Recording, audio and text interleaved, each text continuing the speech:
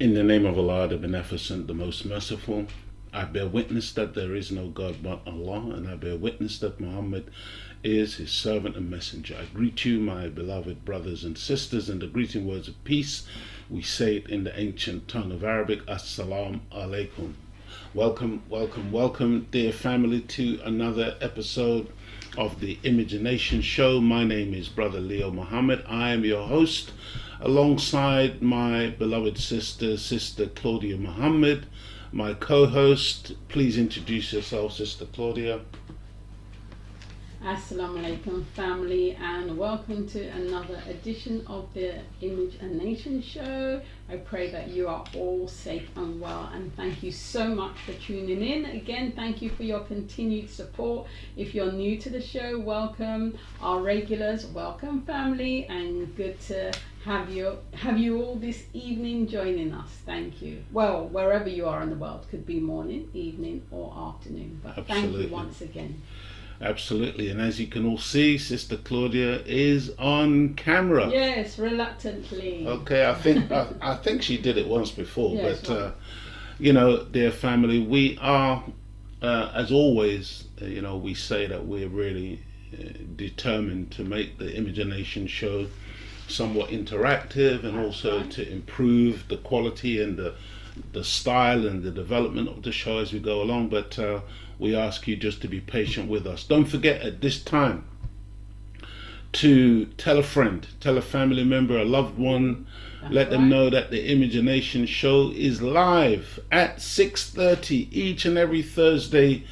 And we go out on Zoom and also on YouTube when YouTube allow us, because oftentimes they seem to want to interfere if we say the wrong thing according to their rules and regulations. I mean, I really don't understand it, dear family, but that's just the way it appears to be at the present time. And we, if it be the will of God, we intend also to go on other platforms in the future, so that we do have some options, and we're not That's right. kind of like, Stuck. held to ransom by YouTube.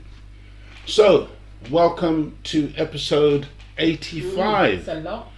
85. We've done 85. This is the 85th show of the Imagination Show. Praise be to Allah. And we are thankful and grateful to Almighty God for blessing us to have been able to achieve this particular mark.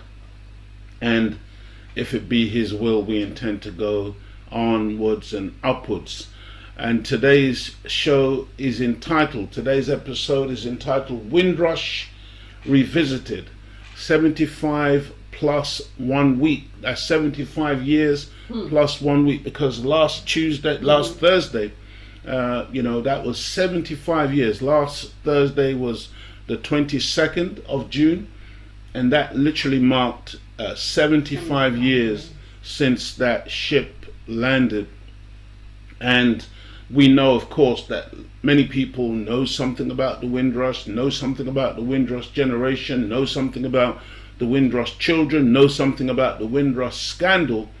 But at the same time, we also are aware that, a lot of people know nothing about this, hence why we have to revisit in order to bring people up to speed with the reality of what we are talking about and what's going on in this country called the United Kingdom. And so, dear family, we are going to revisit this story. And as always, as I always say, we don't attempt to do an exhaustive on any one of our stories. What we do is we touch particular aspects of the story in order to encourage those of us who are interested to really go and do our own research, and to really look into these things and to find out in truth what's going on. It's important that when we put value on something, then of course, we will go and do the due diligence and the work in order to fully understand what any given situation might be. So, last Thursday, the 22nd of June 2023 marked 75 years after the arrival of the Empire Windrush. That was the name of the ship. I know that it actually didn't even start out with that name. It was a German ship, I believe, which had a different name, but they changed it to Windrush, I guess, when the British took it over. And that particular ship was carrying 500, mostly Jamaicans, on the 22nd of June 1948, and the start of yet another one of many confidence tricks played on black people, designed to fool us into helping to rebuild this country for literally no reward. This is my view, my opinion, is that, in reality, our family members who came here at that time, they were tricked. We were literally tricked, brothers and sisters, into coming and helping to rebuild the country after the Second World War, and the fact that the Luftwaffe of the German military, German Air Force, had bombed various parts of Britain and had reduced parts of the country to rubble, and so many men had died in the war, and so they had a shortage of manpower, and they needed labor, and cheap labor, and they needed their infrastructure rebuilt, and they needed their social systems put back in place. And so what better way than to call on the people that they had colonized all over the Caribbean, in parts of Africa and other parts of the world. Don't forget, this is the great British Empire we're talking about here. No coincidence that the ship itself is the Empire Windrush.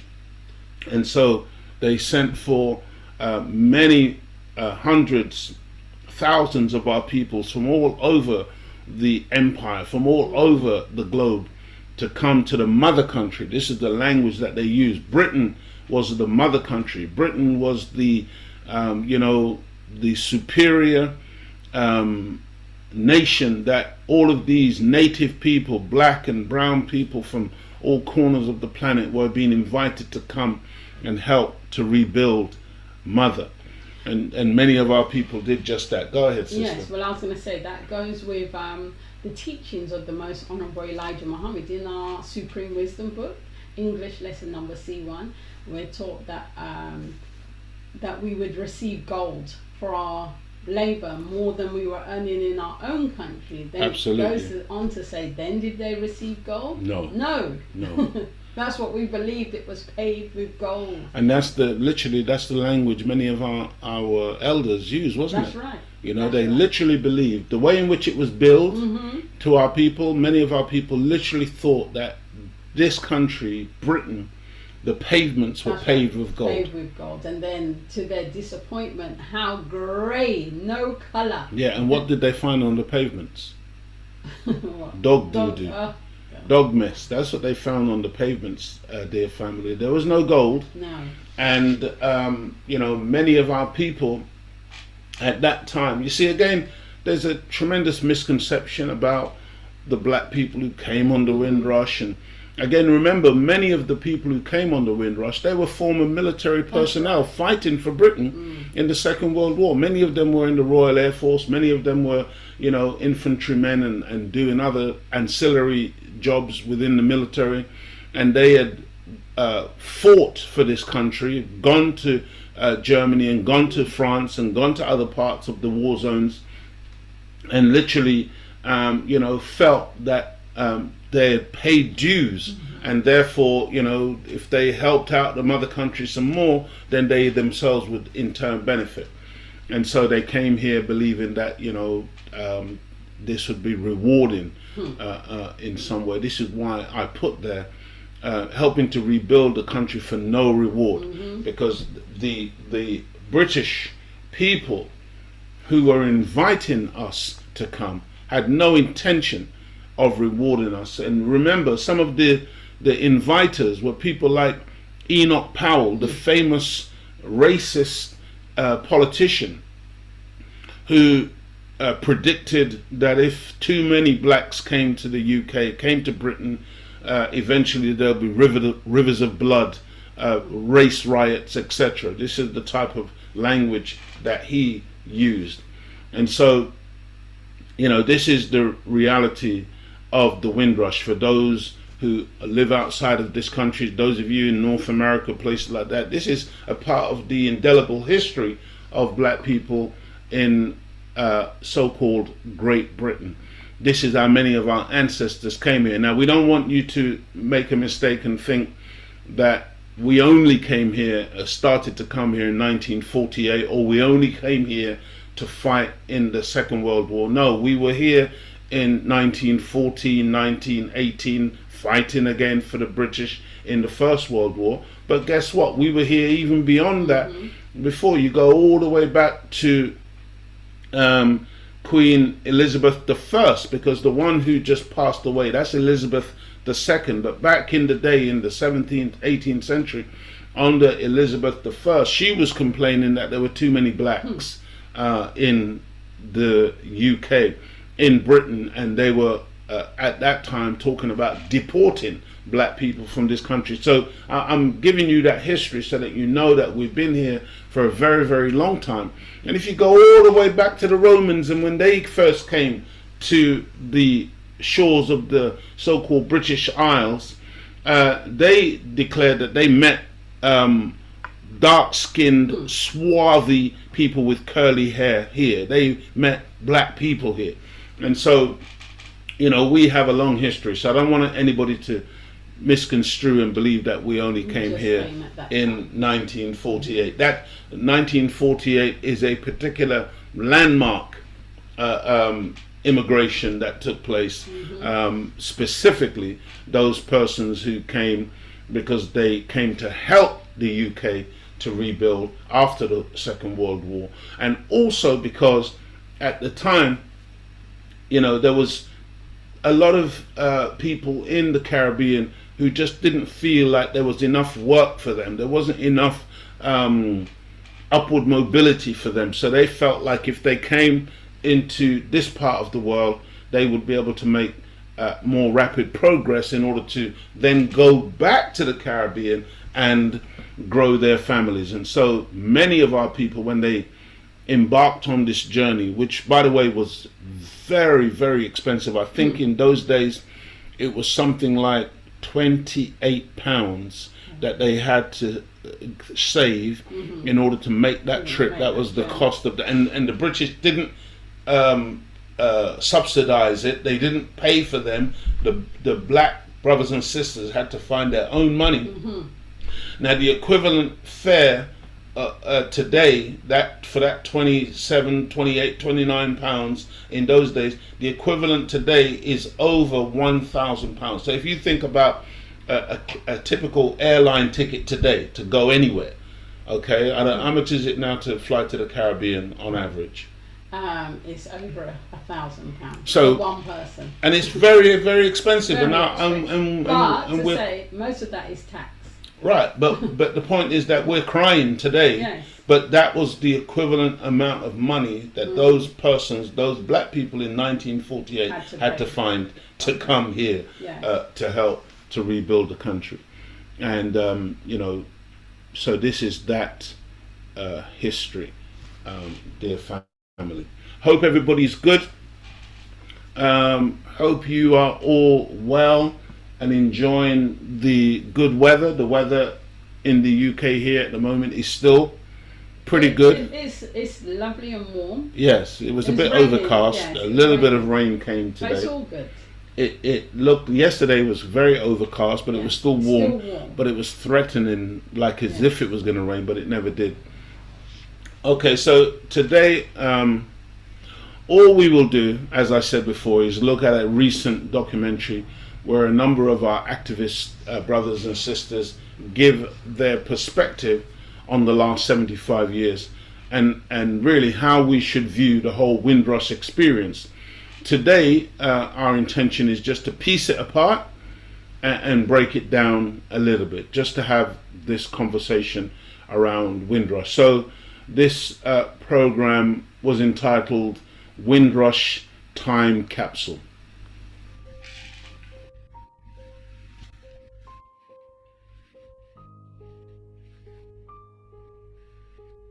Greetings, my name is Professor William Les Henry, and my contribution for the Windrush capsule is going to be non-celebratory, and it's not even really going to be commemorative, because I think that our predicament and condition as members of the African branch of the human family in the past 75 years have not qualitatively changed from when my parents arrived here to where we sit today. Hi, my name's... So brother said non-celebratory. He's not celebrating, okay? Because from his perspective, our quality of life has not changed qualitatively, substantially since we arrived 75 years ago. Now that's a real indictment on the state of this country, the state of its social policies and economic policies when it comes to black people. Because if the truth be known, what brother just said is absolutely correct. Dr. Les Henry is not making up stories. This is the reality, that 75 years have passed, and if you really were to ask, what can we show as a people for 75 years of labor, for 75 years of serving this country?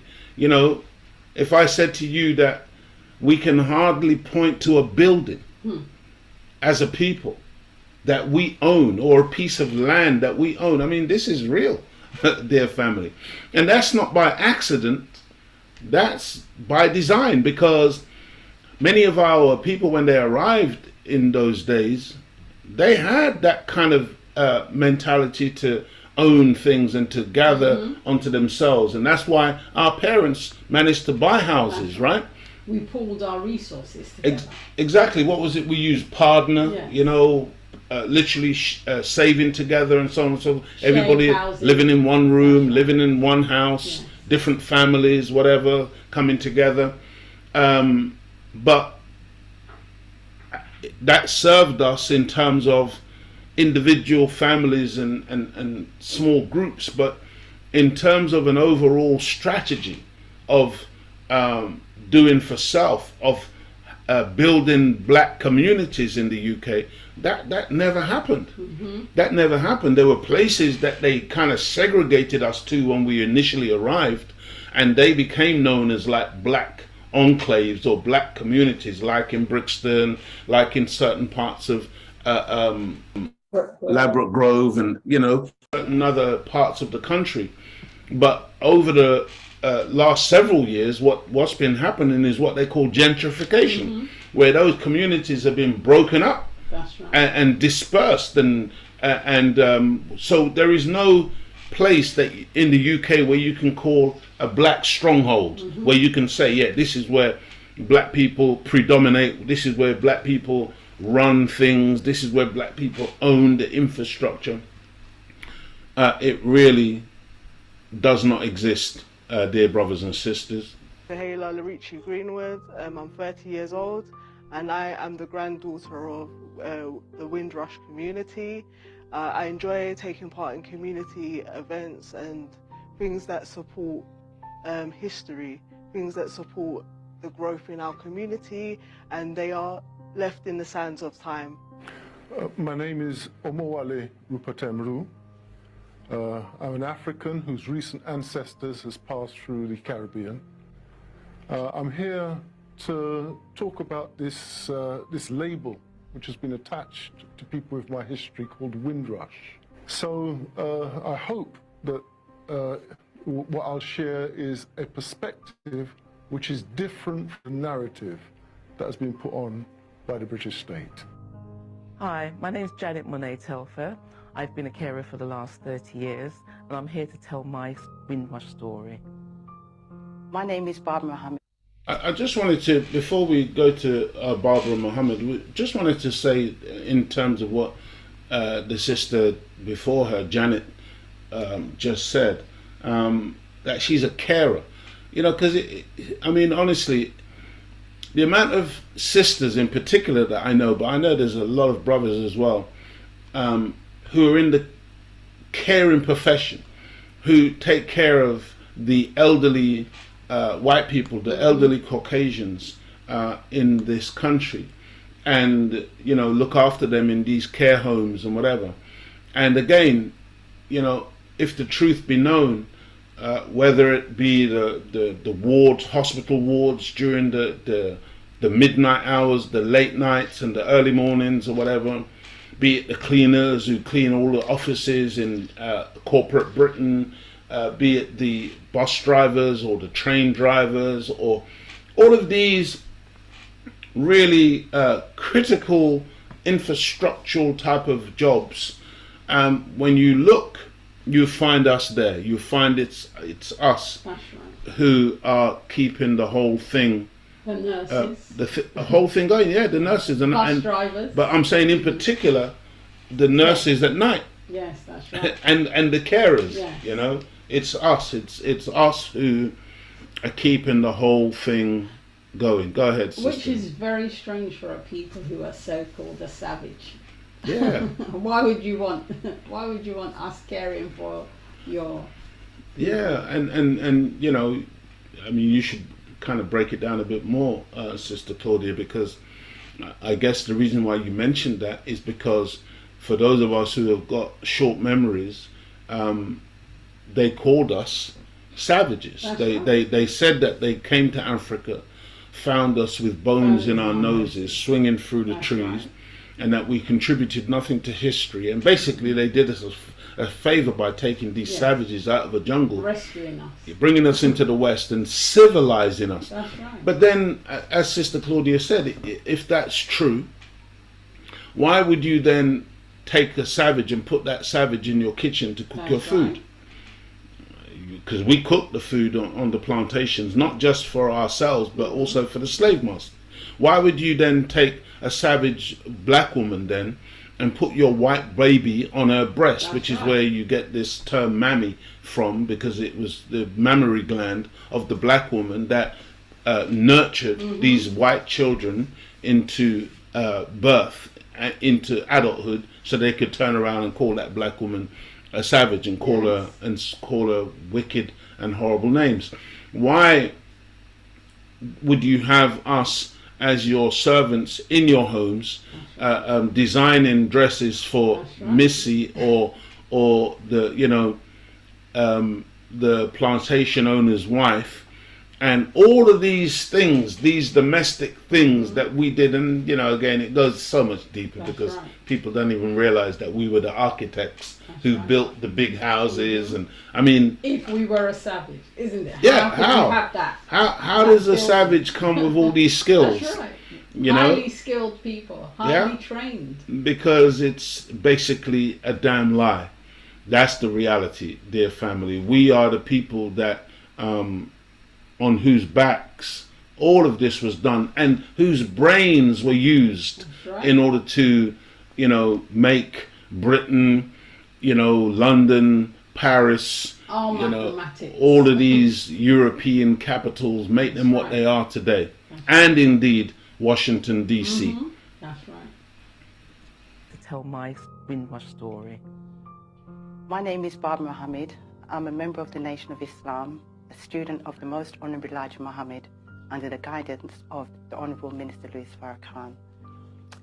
My passion is with the resurrection, the upliftment, and the unification of black people all over the planet Earth. My name is Suleiman Lee from. Just before we listen to Brother Suleiman, I just wanted to touch on what Sister Barbara spoke about in her introductory words, because I think it's important to pick up on those words where she talked about her passion being the resurrection of black people. What does that mean? Well, dear family, you have to go to your scriptures, because the scriptures, whether we appreciate it or not, describes a people who are deaf, dumb, and blind, or a people who are made dead. And in order for a people in that condition to be revived, the language that's used is resurrection, to re-erect a people who were once up, evidently, but now they're laying down, or now they're dead and they need to be resurrected. I just thought it was important that sister used that language. Go ahead. Yes, and on that point, you saying that, you said it's 75 years, and Surah 75 is the resurrection. Wow, look at that. Yes. Look at that. So this is the time period. That's right. For an awakening, for a re-erection, for a resurrection, for a people to come back to life. Because I know, dear family, many of us have been fooled into thinking that, you know, dead people long gone are going to come out of their physical graves. The scripture is not talking about that, brothers and sisters. The scripture is talking about a people who have been deprived of knowledge, wisdom, understanding, and have been made dead in terms of their spiritual and cognitive reality. And once that knowledge, wisdom and understanding is revisited and given back, that people can then stand up on a living perpendicular. That people can be resurrected. And so this is the process that we are undergoing in the Nation of Islam. And I just thought it was beautiful that Sister Barbara, in her introduction, would go to the root. Okay, because unfortunately for many of us, including many of our activists, we don't necessarily appreciate the root of the problem, and oftentimes we will start at the branches of the tree in terms of trying to solve the problem, and therefore we always come up short because we're not going into the root causes. And the root causes is, whether we're talking about Windrush 75 years ago, or we're talking about reparations, or we're talking about any of the contemporary issues, racism and all the rest of it, the root of it is that condition known as the transatlantic slave trade, when we were captured literally and made prisoners of war on the continent of Africa, brought on a westerly course in the holds of ships, and then systematically destroyed as a human reality in the Caribbean, in the Americas, and in parts of Europe as well. And today we look at the condition of ourselves, look at the condition of our people, and if we are to fix the problem, then that condition is directly linked to what happened to our ancestors who came in those ships, who were captured on the coast or in the interior of the African continent. And only when you go back to the root causes can you then fix the problem as it exists today. So I hope that makes sense. Let's listen to Brother Suleiman's opening words. My name's Suleiman Lee from Black Child Promotions, and the issue of the Windrush, which is, always relevant, is very dear to me because my grandmother, the late, great Myrtle Gill, actually had a letter from the Queen and was one of the early nurses within the NHS, along with many other aunties. I'm actually personally very proud of that young man there. Known him since he was a very young brother growing up, and seeing him really develop in terms of his consciousness, and doing tremendous work trying to help our people, and this is what we hope we will see more and more young people becoming conscious and becoming active in our liberation as a people. My grandparents are of the Windrush generation. They came to England in the 1950s to start a new life. They were invited by the UK government and they came. My mother and father arrived in England on the 2nd of April 1960. My mother was 3 months pregnant, so I also arrived at the same time. My mum came to England after my dad a bit. My dad must have come earlier to look for a place and things like that and what have you. She always said when she came to England, they used to call it motherland or what have you, she said she was really happy to come, but she said when she came, all she could remember was thinking how grey everything looked. My father, I believe, came here in 1951, and my mum joined him in 1952. So they came from Clarendon in Jamaica. When they came, they already had 3 children that they left in the Caribbean. My parents came in the early 50s. My mum, she wanted to be a police officer. And she was a university graduate at very early age, around about the age of 16. She thought by coming here, that would give her the opportunity to just live out her dreams. My dad, he worked in one of those big superstores with material. They came over here with big dreams. The Empire Windrush brings to Britain 500 Jamaicans. Many are ex-servicemen who know England. They served this country well. In Jamaica, they couldn't find work. Discouraged but full of hope, they sailed for Britain. Citizens of the British Empire coming to the mother country with good intent.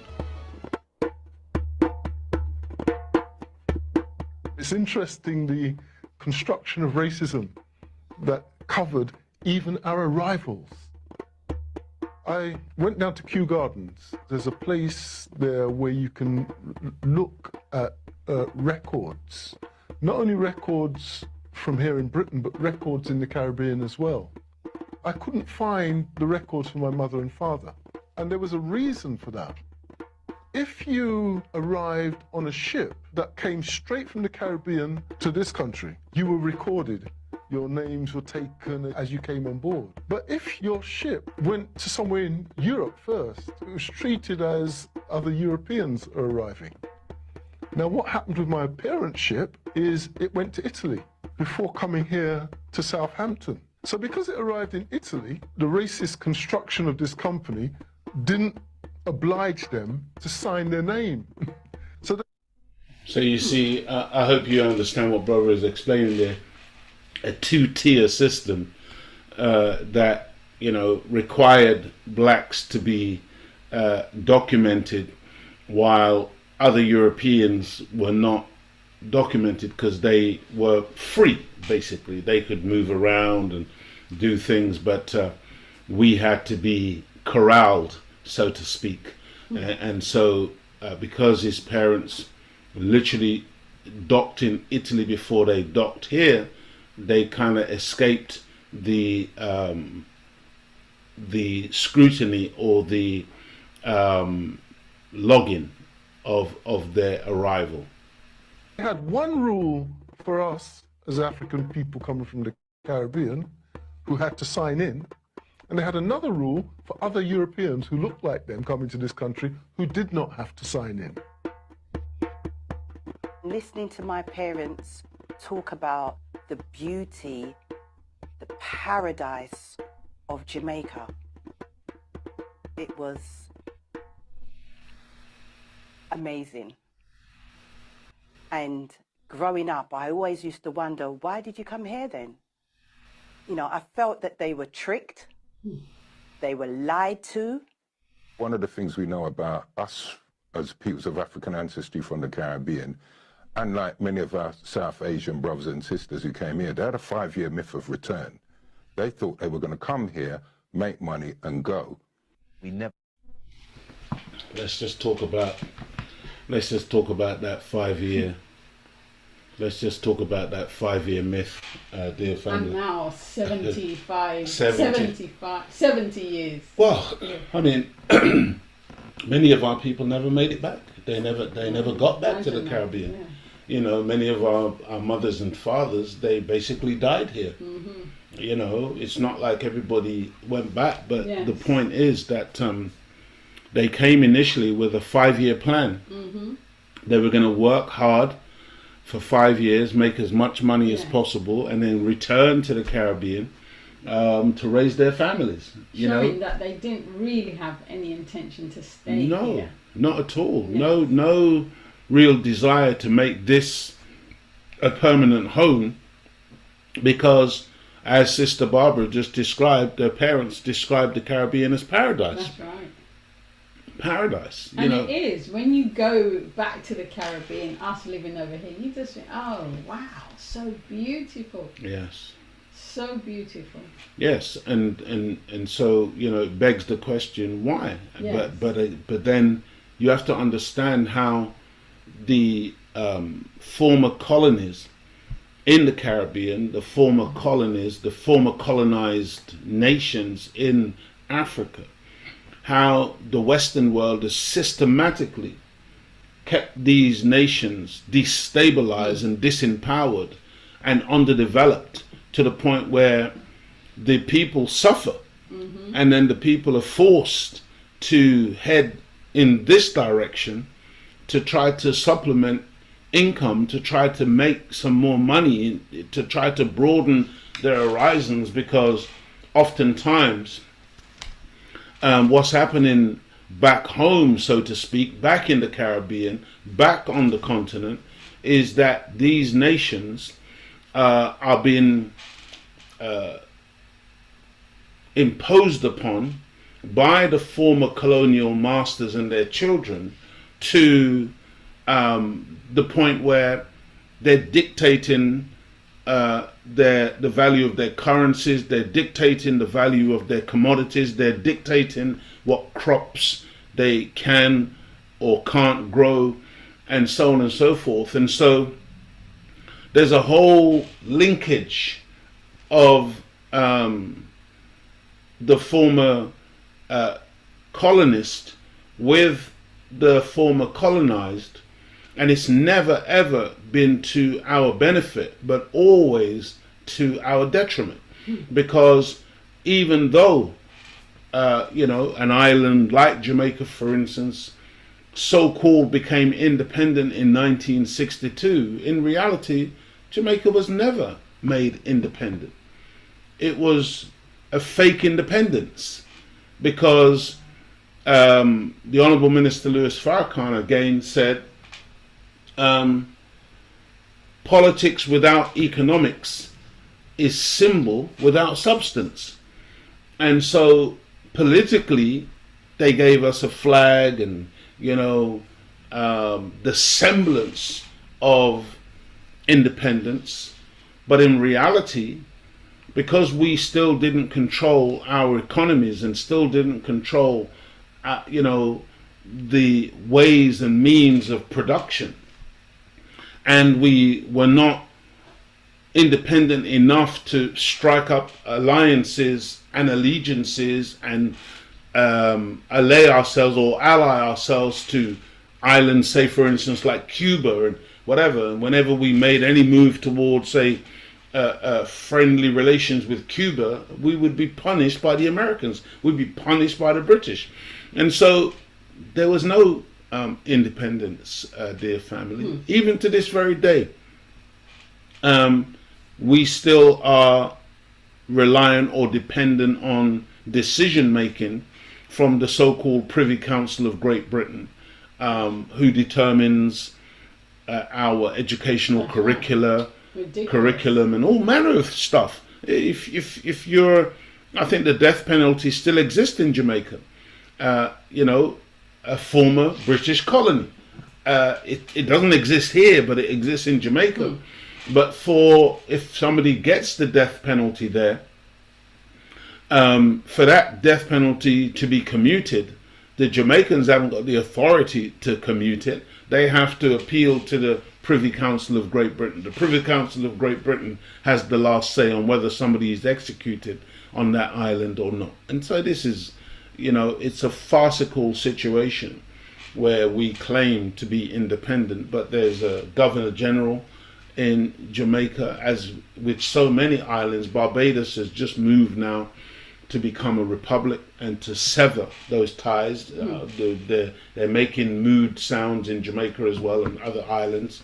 But the reality, dear family, is that we have been trapped in a system, not of our own making, but of the making of the enslavers and the colonizers.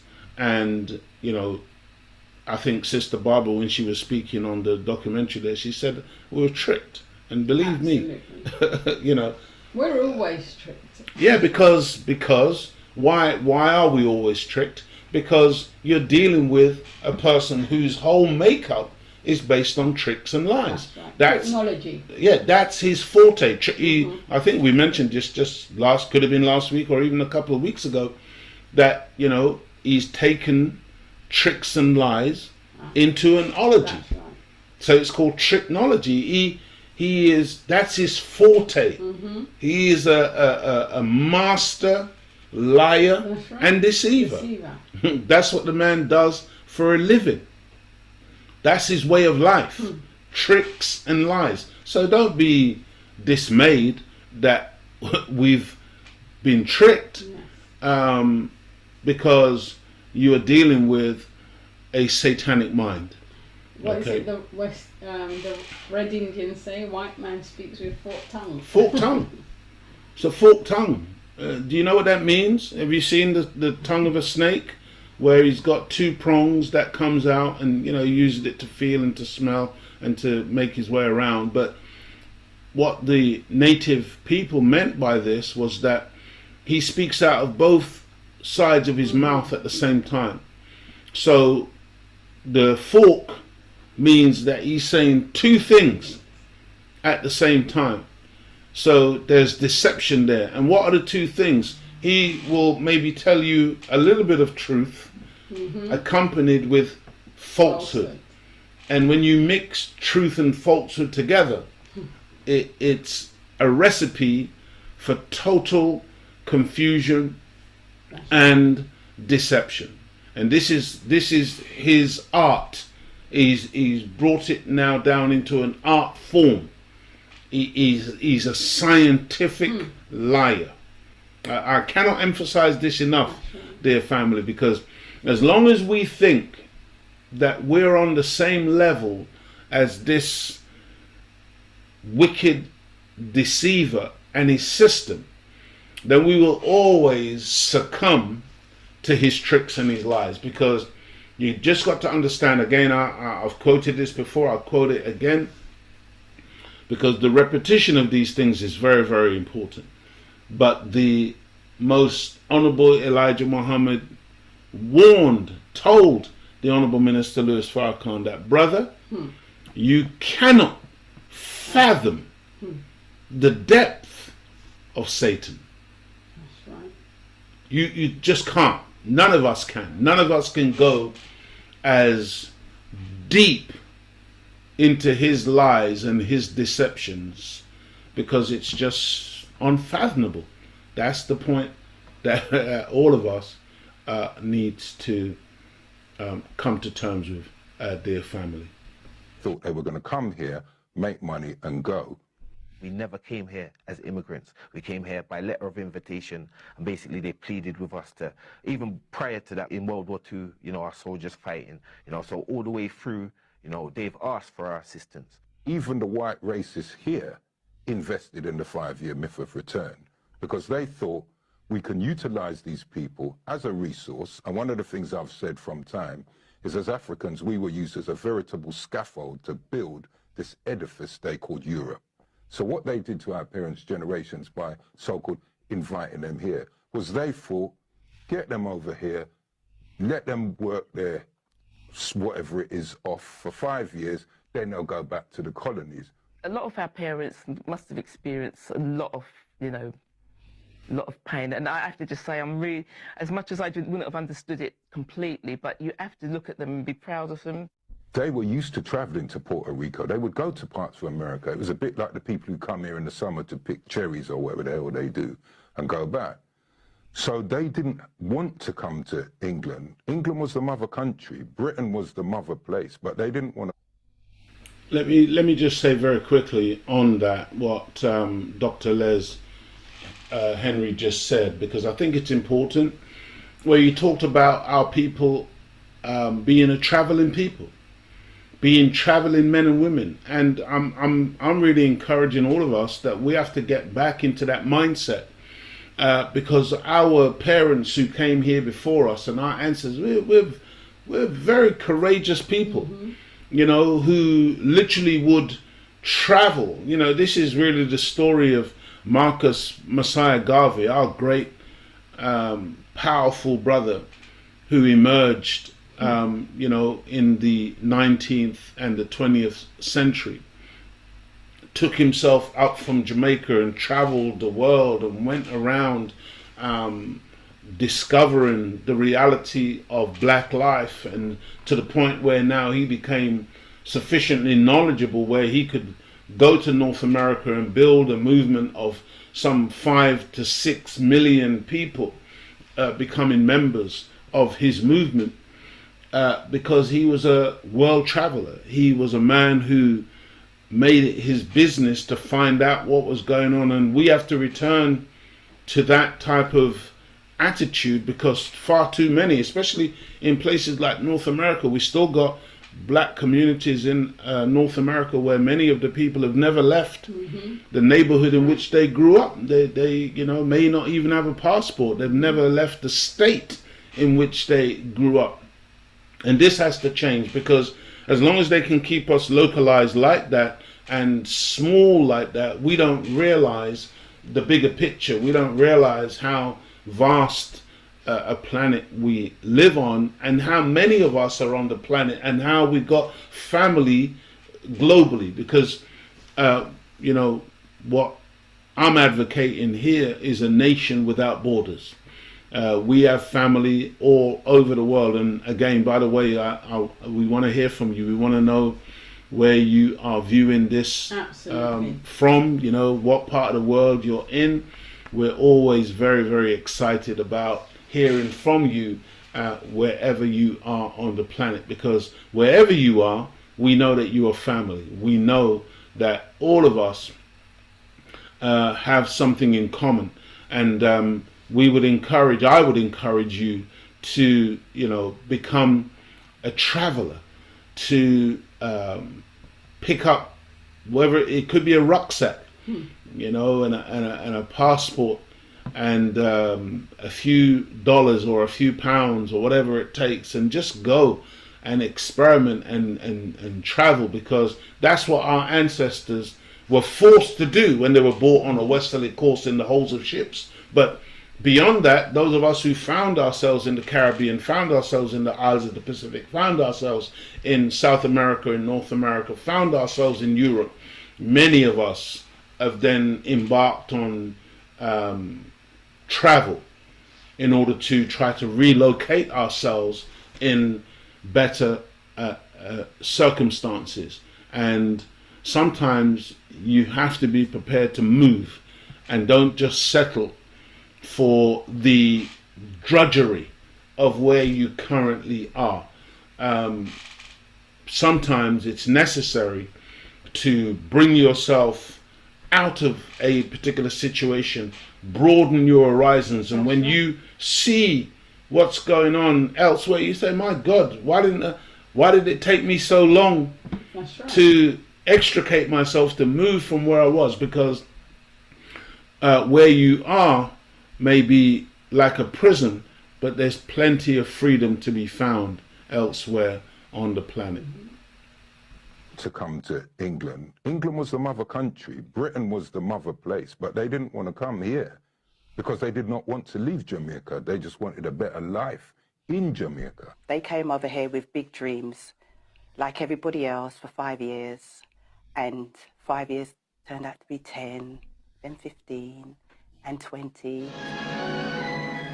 Something new and ugly raises its head in Britain. In Notting Hill Gate, only a mile or two from London's West End, racial violence. And despite the reporter being quite vague, something ugly has raised its head in Notting Hill and other places, racial violence. See, look at those dogs that the police have got there. I can assure you those dogs were not used to bite no white people. Those dogs were used to bite black people. And the racial violence was all coming one way. This was Caucasians, white people who were angry as hell because these black people dared to come into the country to try to help to rebuild the country. And they were envious and jealous when we would literally be able to secure a room, because in those days they had the signs up: no Irish, no blacks, no dogs. Imagine, that's what our people would find on the houses that didn't want to rent a room or rent to our people: no Irish, no blacks, no dogs. Okay, this was the kind of notices that would meet them. And then some of the Caucasians who were a little less forward, more timid, they would, when our people would go to try to rent somewhere, they would be told, oh, you know, sorry, the room is gone or whatever. And then people would conduct experiments and send a white person along a few minutes later, and they would immediately get the room. And so, you know, this type of racialism and discrimination was rife. Yes, I remember my mother, she had applied for a job, and you know, obviously the name sounded English to them. And the job was the surname, right. Yeah, the job was available for two, my mother and her cousin. They went to the job. When the lady saw that they were black, oh sorry, the vacancy has gone. Yes. But my mum said she did not leave until they beat that woman up. Yeah, they beat her up because they're saying the job is available, but because we're black. But then the thing is, my mother always taught us not to be racist, but yet they experienced so much of it. And they fought back. Yes. They didn't accept it. Yes. But then when I was growing up, I was taught, you know, love everyone. Love everybody. Yeah. Yeah, and you know, that's the problem, because I even when I was growing up, I had the same experiences.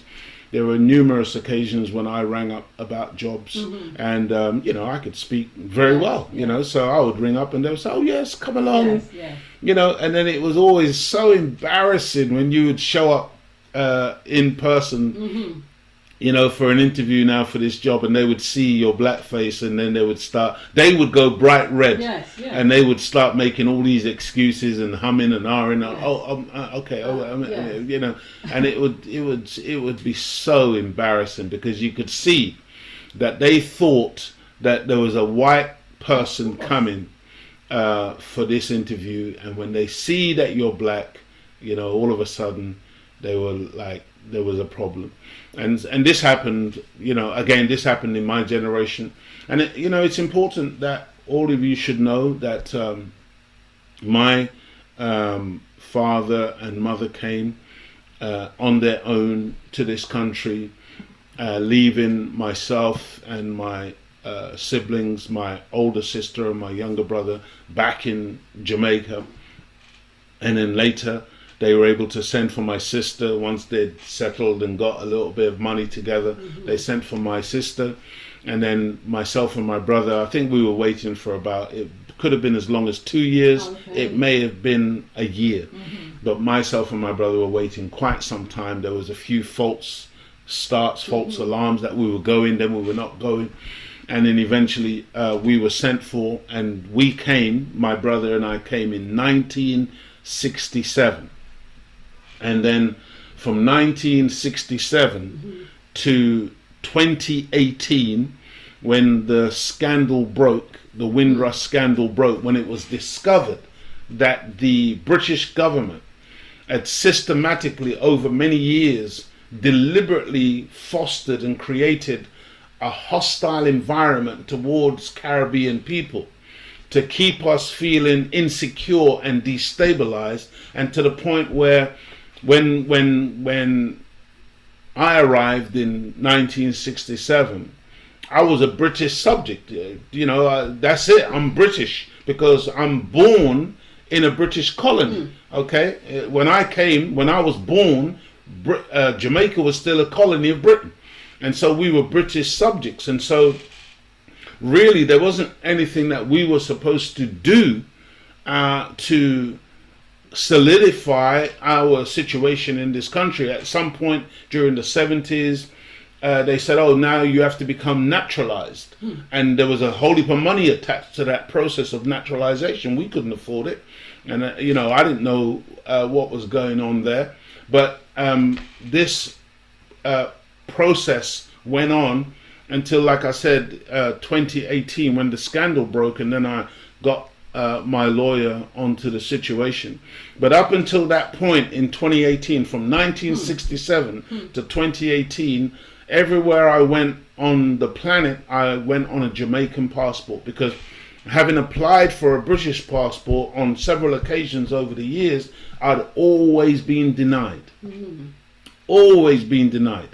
And they refused. And especially when I became a Muslim follower of the teachings of the Most Honorable Elijah Muhammad, following the example of the Honorable Minister Louis Farrakhan and the guidance of the Honorable Minister Louis Farrakhan. I remember on one occasion I had applied for a British passport, and they sent two police officers from Special Branch came to my little flat where I was living in Clapham, on Landor Road in Clapham, South London. And in the interview that took place, they asked me, who's my loyalty to? Is it to the Queen or is it to Allah? I said, my loyalty is to my God. My loyalty is to Allah. And one of the policemen, these special branch officers, he said, well, there you go then. In other words, because you're loyal to God, because you're loyal to Allah, you ain't getting no British passports. This was the level of politicking that was taking place, in that I'd now been identified as somebody who had affiliated myself to Almighty God, the teachings of the Most Honorable Elijah Muhammad, and so therefore no British passport for you. This is the kind of level of wickedness that goes on. And then another thing they said to me at the time on that particular occasion, they said, oh, we haven't given a passport to Muhammad al-Fayed, so why would we give you one? Muhammad al-Fayed being the Egyptian owner of Harrods, the big prestigious store in Knightsbridge at the time, who, evidently is paying millions in taxes, being the owner of Harrods, and yet they had denied him a passport. And Muhammad al-Fayed has gone on to accuse the British royal family of being involved in the death of his son Dodi and his girlfriend at the time, Lady Diana Spencer. And so there was this type of comparison being made. Well, we haven't given Muhammad al-Fayed one, why would we give you one? In other words, look how important he is, or how big he is, who are you? And this was the kind of thing that was going on. And so couple of years later, I think it was 2020 that they gave me this passport. I finally got a passport in 2020 and citizenship in 2020. My younger brother, who came on the same BOAC flight as me in 1967, is still being denied. So this is, when we're talking about Windrush, this is the hypocrisy and the wickedness and the hatred of this government that tries to keep black people disenfranchised, keep us destabilized, keep us unsure of our immigration status, in order that we can never ever really comfortably grow and develop, because unlike the vast majority of people in the country, we are unsure of where we stand. And this is the reality of this Windrush scandal. They're also supposed to be paying compensation for the many years of not being able to work properly, get jobs, and so on and so forth, again because of this problem with immigration. Like in my Jamaican passport, there would be a stamp that said indefinite leave to stay, and then at a certain point in time, when you fly out of the country, you come back into the country, because I would go to America, go to Saviour's Day in the Nation of Islam at least once a year or whatever. And at a certain point, when I would come into the country, they stopped putting that stamp Yes, in. they stopped. In other words, now you're no longer got indefinite leaves to stay, and if you back. if you leave the country, the chances are they may not let you come back in, and so this really creates a problem of insecurity for those who find themselves in that type of immigration limbo. And this was all deliberate. This is a deliberate thing that was being done. It was called a hostile environment, and to some degree it continues to this day. And they're supposed to be compensating those of us who have suffered over many years and have lost employment, lost work, lost opportunities, housing, and so on and so forth. So many ways in which this has impacted on the individuals who have had to live in a hostile environment. But when you look at what they're doing with the compensation process, I mean, my God, it's again, for a lot of our people, we think, oh, it's a bit of, mismanagement or incompetence, or they're not quite doing it right. No. It's a deliberate strategy. Literally, to some degree, even waiting to see who will die before they have to compensate them. And many of our people, by the way, have literally died while waiting for compensation. And in the meantime, they dangle like a carrot in front of us as a people, called compensation, but then make every excuse under the sun why one doesn't qualify for compensation, or if you qualify, then you're still required to prove and show all manner of things, which is impossible because of the nature of the history of this hostile environment, and the fact that there's hardly any documentation to prove one's status during that time. So there's a quote that says, "Oh, what a tangled web we weave when we practice to deceive." And again, that's very much a part of this whole process. They weave a tangled web of deception around the whole compensation thing, because it's really an exercise in deception. And so, yeah, this is Windrush, dear family. This is what we're talking about today. Episode 85 of the Imagination Show. 75 years plus 1 week after Windrush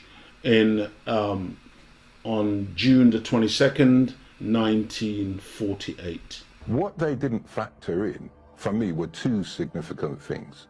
One, the unofficial color bar, because remember, they were not supposed to have a color bar. And the other thing was the flagrant and blatant ignorance of the people in Britain. The people in systems of governments, like the government, whoever, didn't want their people to be enlightened, to actually think the people who are coming from the colonies, they are British subjects, they are British citizens. So they should be on par with us because we've had this relationship for nearly 500 years, whatever that relationship is. Everybody talks about North America and, the 60s and the civil rights movement and the racism, and even before that, even all the lynchings and the Ku Klux Klan or whatever. And oftentimes Britain gets left out and people don't really see that anything like that happened here. But I can assure you. You wouldn't think anything, isn't it? Because we always focus on America. Yes. But make no mistake about it. We had the White Defense League, we've had the National Front, we've had all of these, the skinheads and the police themselves were a gang who did tremendous damage to the black community, in particular those of us when we were young growing up, because we were targeted, and they used laws like SUS, which is short for a suspicious person, and it was an old vagrancy law that was on the books from the 17th century, and they pulled that off the books and employed that to round up a lot of black people. We could literally be stopped on the street and accused of suspicion of attempted theft from persons or persons unknown, so they didn't have to produce a person that you attempted to steal from or anything, no evidence whatsoever. But on the basis of that, you could be taken to court and you could find yourself confined in a prison cell somewhere in some detention center or something like that. And many of us got criminal records when we were coming up on the mean streets of London and other cities up and down the country as a result of this police action. And it was as a result of these things why, for instance, in 1976 at the Notting Hill Carnival, by the way, which was set up in Notting Hill because of a murder, a number of incidents where black people were attacked, but one in particular, Kelsa Coltrane, who was a brother who was murdered by these white racists. They stabbed him to death. And it was as a result of these types of incidents why the Notting Hill Carnival was formed. And it wasn't initially a carnival, it was really a protest. Over the years it evolved and became a carnival, a kind of celebration of culture, and, you know, black people going onto the streets and making a parade, going, you know, all around that area. And today it bears no resemblance to its initial inception. Today it's frolicking and foolishness, and corporate Britain has basically taken it over, and black people can hardly get a look in when it comes to any of the profiteering that goes on down there. And it costs an absolute fortune to even participate if you want to be a stall holder or something of that nature down there, because it's really been taken over by the structure of white supremacy. And so, and a lot of our people ignorantly have lost sight of what the original idea was behind the Notting Hill Carnival. And so, dear family, this is the history of Windrush. This is what we're talking about today. Let's carry on. Let's just go ahead, Claudia. Look how beautiful we look. Yes. So smart. Yes. It's a shame. I should have asked you to show that video of how we looked in Jamaica. Do you know the video? Oh, that when all beautiful. Clean and yes. That would be something to show. Absolutely, we'll show that on another occasion. But just to say that the whole racism, black and white thing was a real thing. It was a big thing in the UK, and many of our people succumbed to it. Many of our people suffered as a result of it. Many of our leading thinkers and academics and others, you know, went to a lot of trouble and strife in order to just try to function in the society and not be falsely accused, charged with offences, taken to courts and so on and so forth. You got the famous cases of the Mangrove, I think it's a Mangrove 5, you know, where they were continuously targeted in that Notting Hill area, drugs being planted on them and false accusations made. And so you had that uprising in 1976 when at the carnival our people had had enough of being over-policed, of being picked on, of being brutalized, because there was a lot of police brutality where we would get picked up, beaten up in the back of vans or beaten up in police stations or whatever. This was an ongoing and normal thing. We would be verbaled, so the police would pick us up. They would say that we confessed to certain things, and on the basis of a policeman saying that we said that we did certain things, we would literally again end up in prison, end up in Borstal, end up in detention centers. And so they were criminalizing a whole generation of people. And in 1976, a lot of us as young people, the only reason I wasn't there and got involved in that particular uprising at the Notting Hill Carnival, because I was incarcerated myself at the time in a Borstal. Okay, I was locked up, and when we saw what was happening on the TV, we got a glimpse of what was happening at the carnival on the TV, and it kicked off in the Borstal, because we could identify with what was going on with our people on those streets. And it was during that 1976 uprising where the police were getting a good beating by our young people who had had enough, and they literally ended up having to run into people's front gardens and pick up dustbin lids to try and protect themselves from some of the rocks and some of the bottles that were being hurled at them as a result of the anger of this police oppressive action that was ongoing 24 hours, 7 days a week against our people. And beyond, when that happened that year, by the next year, the police had riot shields. That's where the riot shields came from. That's where the mesh guards came in on the vans and whatever, as a result of their experience at the Notting Hill Carnival in 1976. And then in 1981, they were swamping Brixton. They were, again, stop and search was the order of the day, and again police brutality was the order. And you know, we uprose again in 1981. This time I was right there on the street fighting hand-to-hand combat with these police who were, I mean, real proper outright racist in those days. They could hardly hide you know, their mode of operation. And then in 1985 it kicked off again, because again I think this was when they shot one of our elder sisters in her home, Cherry Gross, and it was just one incident after another that were being perpetrated against us, and we were fighting back. And so, you know, these were some of the times when it would kick off in this country. For those of you who want to go back and do some research into 1976, 1981 and 1985. We've had this relationship for nearly 500 years, whatever that relationship is. All I could see was that we were...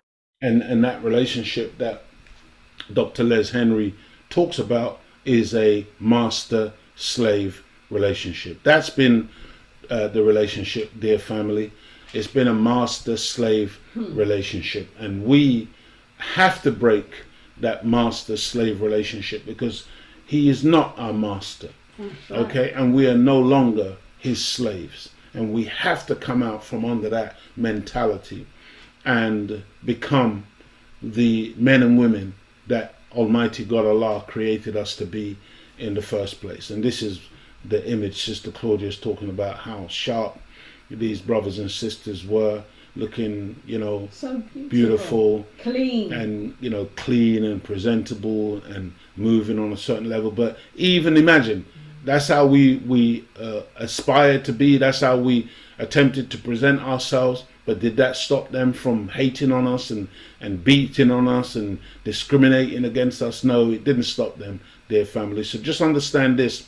Sometimes when some of us use the excuse of, well, if the youth would look a different way or whatever. No, even when we dressed as what you might call the classic English gentleman, this is how we were being treated. I could see was that we were tricked into building another people's country, which we were supposed to be a part of, and our countries were being neglected.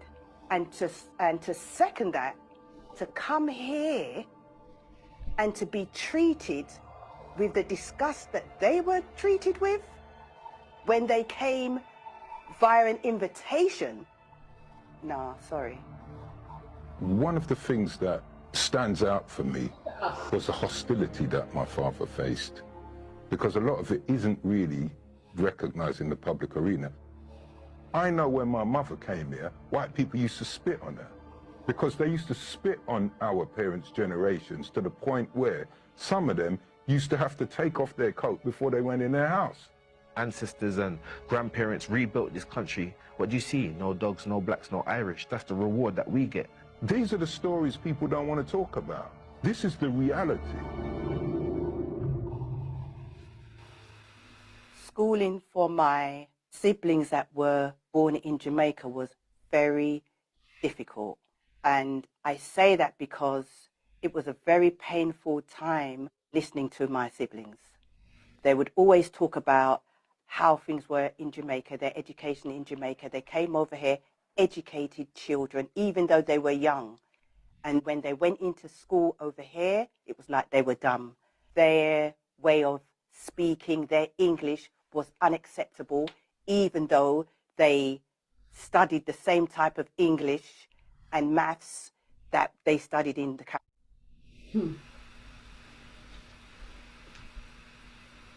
Caribbean. When you're young,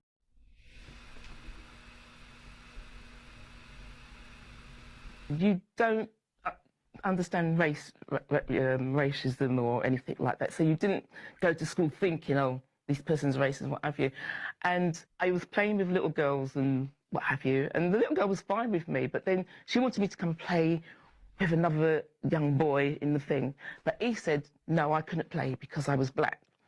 It didn't register.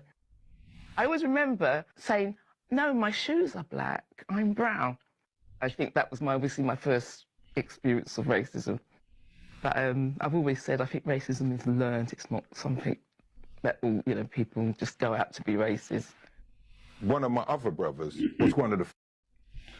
Just very quickly, dealing with the racism is learnt, comment from our sister, Sister Janet Monet Telfer. It's not just learnt, dear family, with the Caucasian people, whether we understand it or not. It's their nature. Mm-hmm. It's their nature. And it's because we think that they just learnt it, so like anything you just learn, you can unlearn. It's not like that. It's their nature. It's something that comes out from them as natural as a web comes out of a spider. And as long as we misunderstand and don't understand that reality of the nature of them, then we will keep expecting them to unlearn and to learn a different way. It's just not going to happen. Okay? You have many Caucasians today who will display, to all intents and purposes, a non-racist attitude. It's quite possible. You have people who will behave in a particular way because of their associations with us and other things that they've learned or whatever. But at the core of them, there's something that they're holding down. Okay, and they're to be commended, the ones who are able to hold it down and to hide it and to keep it in the background and to keep it from emerging. But make no mistake about it, that nature, that character, it's right there, even though it may only be suppressed. So I'm saying that because, I don't want us to keep on going off on this tangent where we think, oh, it's just something that they've learned and they can unlearn it. It really doesn't work like that. Those children to go to the primary school, black children, their experiences of being treated as almost like the noble, ignorant savage, uneducable, is exactly the same experiences our children are going through. Right now, in 2023, nothing has qualitatively changed. When I think about the Windrush, it's a painful experience because I saw the British government as draining the Caribbean of our youth. That's how I see it. It drained the Caribbean of the skilled craftsmanship, education, strong minds, and the strong will of the Caribbean. And that's what happened as well, dear family, during our capture and our enslavement and being taken out of the African continent, that's exactly what happened. This is what it traditionally, in terms of immigration and population movements, they call a brain drain. But in reality, during our capture and our enslavement, that's the process that took place. All of the skilled, professional artists and, you know, the really brilliant people were taken out of the society. And the same principle again applies. The same thing happened during this Windrush era, when those who were really the most courageous, the most skilled, the most intelligent left the islands, left our places of abode, and came into the Western Hemisphere, came into Britain, and went to Canada and America and all these places. And then what was left behind was the very elderly and the babies, and that did not bode well for our development.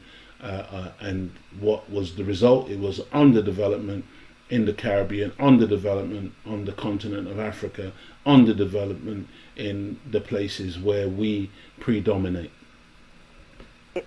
Education, strong minds, and the strong will of the Caribbean youth, because according to my parents, who was left in the Caribbean was the elderly and babies.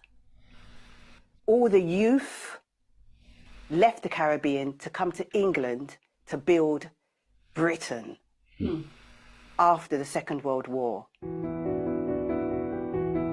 Something that does make me sad as well, very sad, is for people that came from Jamaica, especially when they were children and they were on their parents' passports. And then hearing some of these people were being sent back home willy-nilly. That, for me, has been very heartbreaking. A lot of people that come over as immigrants. And it's just important to appreciate again what Sister Janet just said there. You see, I mean, people who have been here 40, 50 plus years being deported after spending their whole life in Britain, finding themselves, you know, put into a detention center and then forced onto a plane and sent back to an island in the Caribbean, possibly somewhere that they hardly know, really, because they left when they were children. Some, you know, and this is the type of thing that's been going on. This was also a part of that hostile environment created by the British government. For me, it's been very heartbreaking. A lot of people that come over as immigrants have more rights than people that came here by invitation. When we look at what Theresa May has done, you know, to the Windrush generation, it's a travesty and it needs to be, you know, talked and explored more.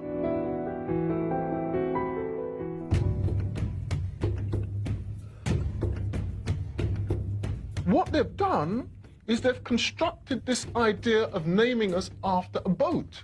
Understand that we had a history before Windrush. We had a history before slavery even. We must not allow our history to be curtailed into something called the Windrush. I feel that younger generations' ideologies towards their culture has been diverted and they are misinformed about who they really are, and that allows for a lot of us to miss the point. We don't see the power in our culture and understand the sacrifices that were made. I don't think we realise that the wealth and capital that we have. Can you see this picture? I wonder if you can see this picture, dear family, because the picture really speaks volumes. That's right.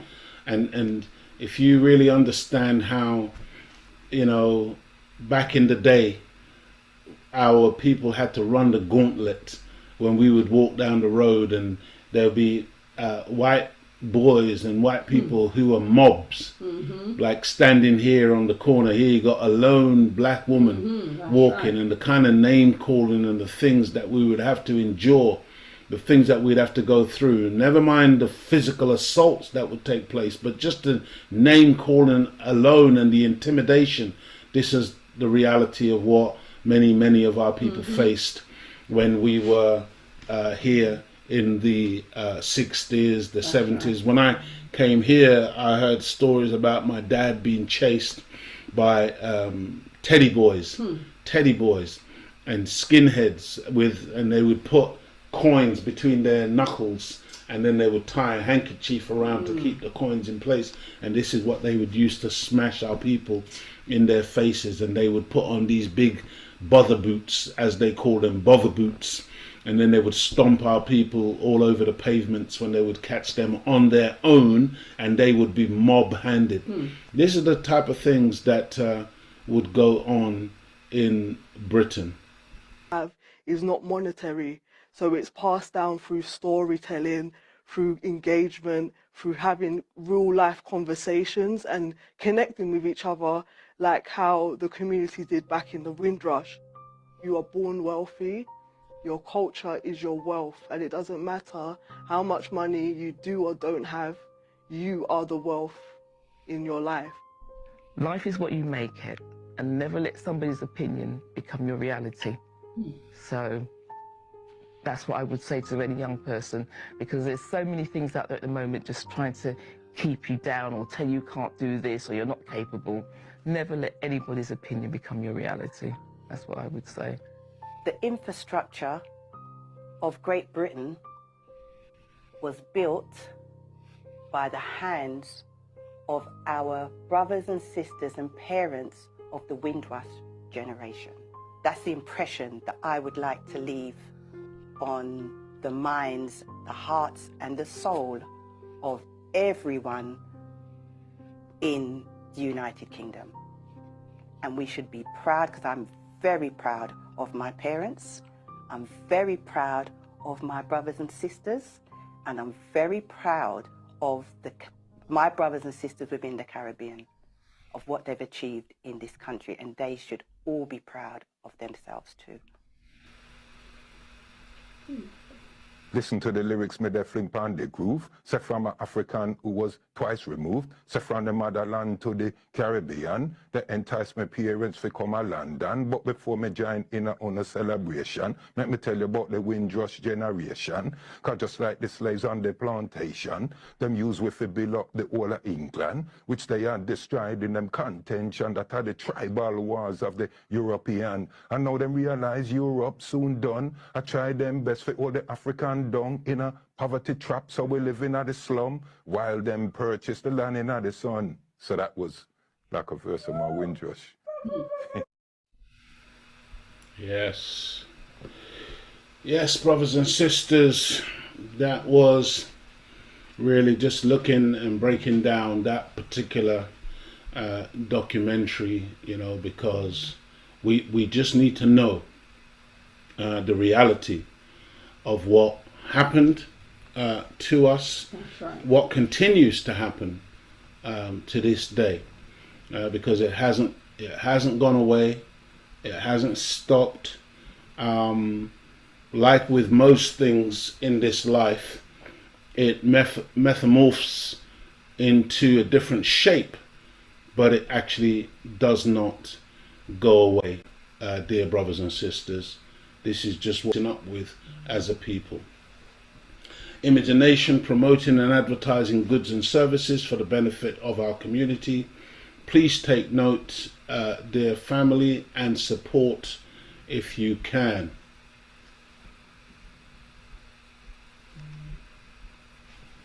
Okay, Nia's Bean Pies. Visit Instagram at Nia's_bean_pies or call 07956 127 975. It is a sweet that's healthy all at the same time. Pick up your bean pie from Nia's, order it, and if you're in the London area, dear family, you can have it delivered to your door. That's Nia's Bean Pies. Also, don't forget, visit www.natureshairproducts.co.uk and try the beard oil, specially formulated hair butters, and so much more from Nature's Hair products. All right, pick up your hair stuff, because again, I never get tired of saying it, we need to be using natural things on our hair, because far too many of these things that we are using for our hair and skin are chemicalized, and they are toxic, and they're doing tremendous harm. So get yourself some natural hair products. Also visit www.jjsorrel.com at JJ_loves_sorrel, or email info@jjsorrel.com, or call 07947 253 341. That is 07947 253 341, and pick up some of those beautiful, tasty sorrel products. Also visit the tribe at www.tribenation2019.com and find yourself a beautiful garment that you can wear.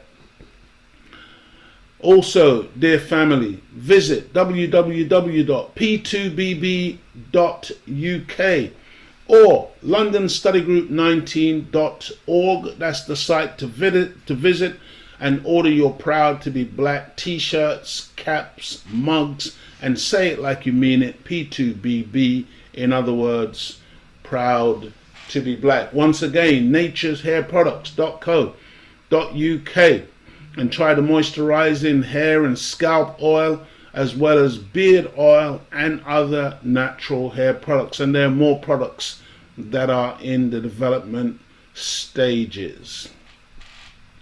Dear family, don't forget, on the 5th of August 2023, MJ Promotions Limited presents Summer Pop-Up, where you will find products and services from over 10 artists, designers, chefs, and creatives, and more on a showcase on that day. The venue is Yorktown Workshops, which is located at 1 to 3 Yorktown Street, London, E28NH. That is London, E28NH. It is free admission. All you got to do is register on Eventbrite for discounts and prizes. The event starts on the day at 12 p.m. and it goes on till 6:30 p.m. That is 12 p.m. to 6:30 p.m. Dear family, check out the summer pop-up on the 5th of August 2023. And finally, don't forget, brothers and sisters, visit our YouTube channel, The Nation of Islam London Study Group New, and please remember to like, share and subscribe. Hit that like button, share what we share with you far and wide, and don't forget to subscribe, because your subscription helps us to grow our channel. Also, click the donation button to help us to continue what we are doing.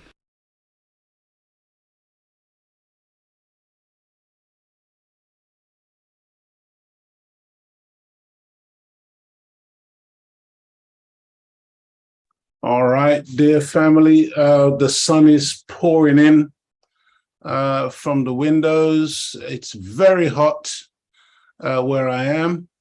Really hope and pray that you have enjoyed what we've shared with you thus far, really breaking down this whole Windrush situation. Myself and Sister Claudia, as always, are very, very honored and privileged to have an opportunity to speak with you this evening. Just a couple of things. Earlier on when I was talking, I did mention when the special branch came to my flat that I was in Clapham. I don't know if you can hear motorcycles going crazy outside, but I said it was in my small flat. That it was in my small flat in Clapham, but I was mistaken. By that time, I was living in West London. I was living no longer in South London, but it was while I was in Shepherd's Bush. Yeah. That's where they came to visit the special branch and made those crazy statements, effectively denying me citizenship and also, a passport after being in the country, 50 plus years. But this is the reality. Dear family, that's what Windrush is all about. It is about injustice. It is about a whole people who came to this country really to benefit the country, to help the country. We came here trusting, believing, that we were going to be treated as citizens, and then ended up being kicked in the teeth, metaphorically and physically. That's just the reality of what has happened to us. Sister Claudia, what did you want to share with us? I just wanted to make a correction, because I did say when I was talking about my mother, she actually beat up the woman. But when you said that, you said that they beat up the woman. I thought you meant it was a metaphorical beating. Physically they slapped her up. Okay. They beat her up. Okay. And I should have said my mother never taught us to hate. I said to be racist, but black people, we're not racist. We can't be racist. Yeah, but that's the thing though. They never taught us about the history, did they? They didn't teach us about the history. And just as I was saying to you a few moments ago, Brother Leo, that it's like that generation, our parents, they just didn't take the rubbish then. They would fight back, but then they got back into, they joined, it's like almost like they simmered down. And yeah, but you do know what happens, right? What happens is initially when our people arrived, when they came on the boat, when they arrived on those ships and in those airplanes in those early days, they were outcast. Yes, they were subject to a lot of racism, a lot of negativity, whatever. As a result, they came together. They pooled resources, and they had to stick together because they had no choice. And then when they began to get their houses and they got jobs, they began to work for London Transport and other entities, the National Health Service and so on and so forth. Once they became a part of the system, so to speak, then I feel that they felt like they had something to lose. You see what I mean? Yeah. So then it's like they're in it to some degree, they become compromised. Yeah. And then when they sent for us, when our generation came, or when you were born, it's like for a lot of black people, the philosophy that they adopted was, well, don't talk about the past, don't talk about what we had to go through, because it might make my son or my daughter hate white people. But that was a mistake in my judgment, because just like your Jewish parents today, they're not going to make the mistake of not teaching their children about the Holocaust. Do you understand what I'm saying? They're going to make sure that their children know what happened historically. Why? Because they say never again. But actually, you saying that, because I think if that didn't happen, like our generation now, we wouldn't have produced the fighters, those young children that we have now, if we didn't have that. I mean, it was like everything. When you say everything was in God's plan, because you said like it was a mistake that they didn't teach us. So we had to find out for ourselves. So, but now we've taught that to our children. They're no longer saying, I want to be white, how I grew up. Do you see what I mean? Everything was for a reason. Yeah, but and to some degree, I'll agree with you. But I think you're talking about those of us in the nation and some of the Pan-Africanist type of mentality people. But really, the vast majority of our people, what are they really teaching our young people today about the history? Do our children really know? Some of our people are. Some of them. You see, but I don't believe that enough of us. No, of course not. That's teaching. Why we need our own. Yeah. Our own TV, our own newspapers, because that's what children see. They see all white. And then when it is black, it's a bad representation of us. It's not really how we are. Yeah. And what was it that you mentioned last week? I think if I remember, you mentioned, I'm sure you mentioned last week about how, for instance, they were showing, I don't know if it was you, but it was in a conversation, somebody mentioned how they were showing like a homosexual type of couple or people on the TV or whatever, but it wasn't really genuinely representative of the black community. But it's like they showed that, and then that becomes like a false narrative that a lot of us then buy into, and before you know it, we've adopted a stereotype about black people that we're the gays, we're the lesbians, whatever. But that was never our makeup. Do you remember Oh no, it was a book. Okay. It was a book that they've got out. Okay. It was the Swingers. Right. Yeah. Yeah. And they're saying that black people, we want to. My mum and dad are having a swingers party. It was a black boy telling a white child, and the mum was saying, "Oh, what's that?" And the black child is saying, "Oh, it's when couples come together and they stay in the bed together." But it was making out that it was black people that came from us. Yeah, we're leading the charge on that. Like for instance, Denzel Washington and Training Day, that movie. Yes. They flip it around. Yeah, the LAPD is famous for racism against black people. This is where you got all these riots, uprisings that developed as a result of police brutality and a lot of really evil things done by the LAPD. But then you get a movie like Training Day, and all of a sudden Denzel Washington is a black policeman who is the one who's leading the charge on all of the evil and wickedness. And then you got the white cop, rookie cop, played by Ethan Hawke, who is the good guy,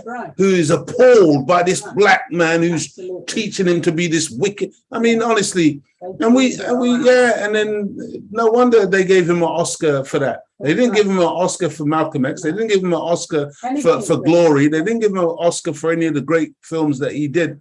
But all of a sudden, you can have an Oscar for that one, Denzel, because, again, how many of us appreciate how these movies influence real life? That's right.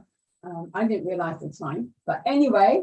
Yeah, don't worry. Mr. P said our parents managed to fit in and didn't want to upset the status quo. Yeah. The fear of losing what they had worked for and built. Absolutely. And Swingers, they're trying to say we normalize their nastiness. Yeah. So true. And let us know where you are from.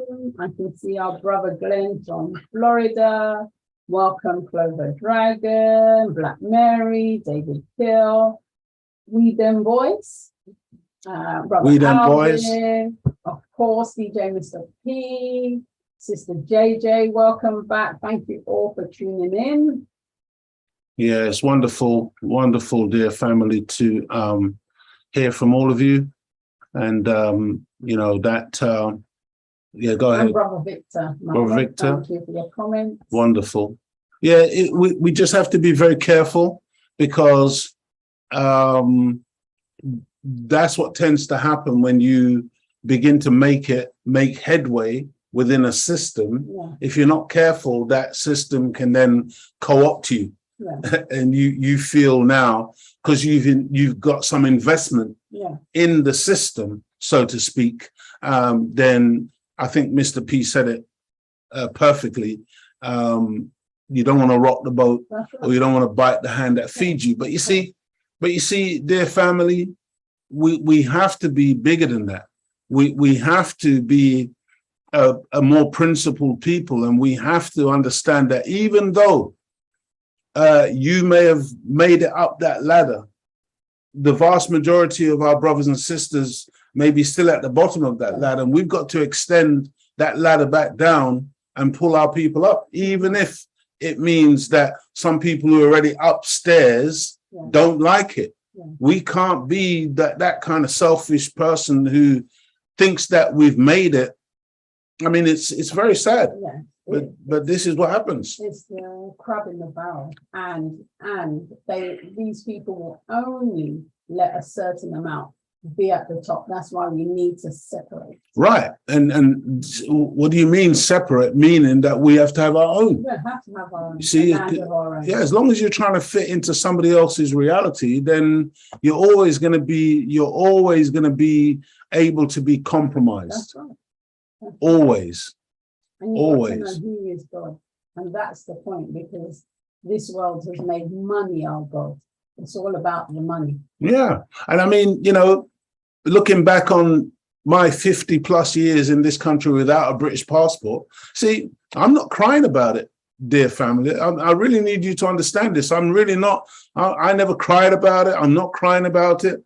And it's only when I reflect on that reality that I understand that, you see, God wanted to keep me on the outside. He didn't want me to be one of those people who feels that I belong and I've been accepted. You understand what I'm saying? Yeah. There's a reason why some of us are treated in a particular way by the enemy, because we have to recognize the enemy. Right. We're not to be loved up and cuddled up by the enemy, because too many of us end up like that.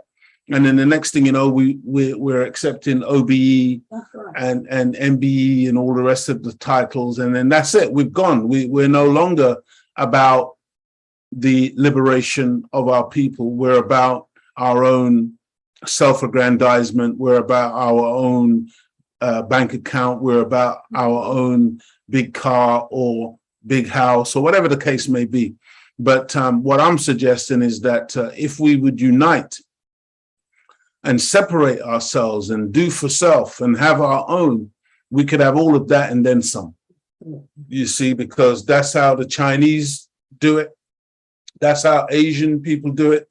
That's how everybody who is successful and independent do it, dear family. And we are no different. We have to do the same thing.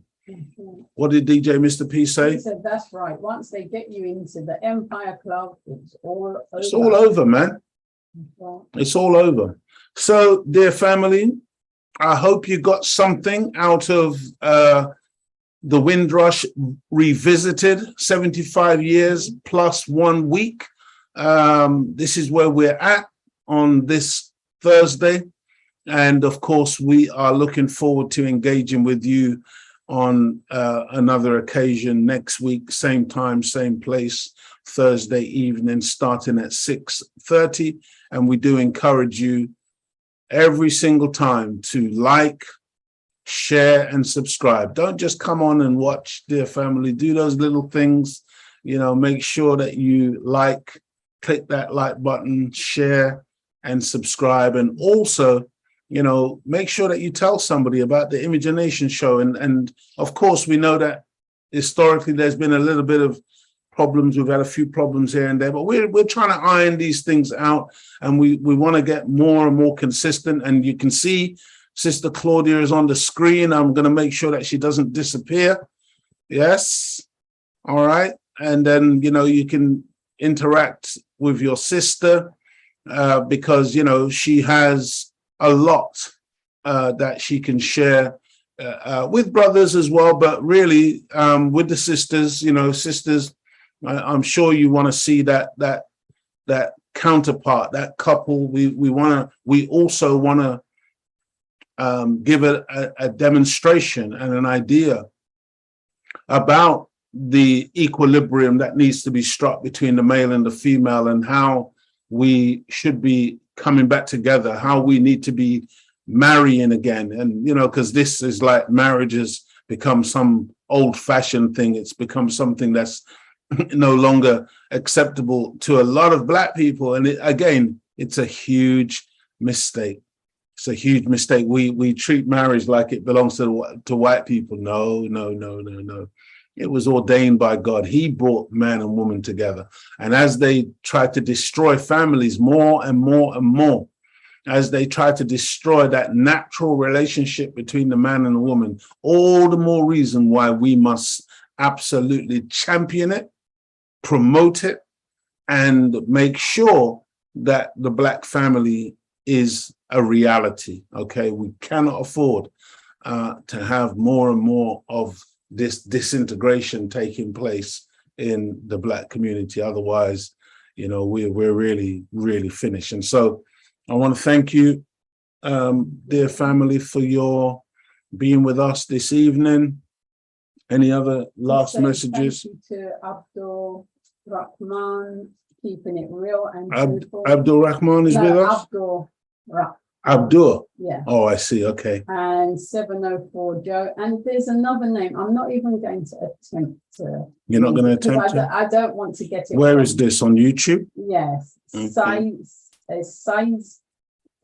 I'm not even going to. No, go, try. I apologize. You can do for it. Not saying your You name can do it, properly. beloved. No. You can do it. Can you see it?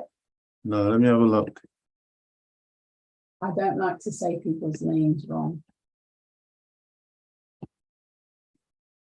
No, I can't see. But thank you all for your comments. May God continue to guide, protect, and bless you all. All praise is due to Allah. Thank you again. Thank you, beloved. It's a piece of to try. Try what? Try the name, yeah. Yeah. What is the name? It's Let me- SIZ. Yeah. WESISHA.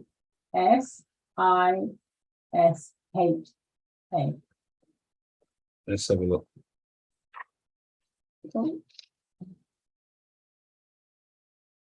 Where are we?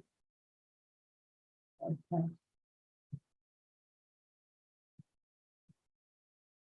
I can't even see where It's you okay. You can pronounce that, Mr. P. I'm going to let you on to say it. Okay. Sizwishe. And Yeah, I don't want to. I like to say Duluth. DJ Mr. P is going to say it. Go on then. Go ahead, DJ Mr. P. Okay, cool.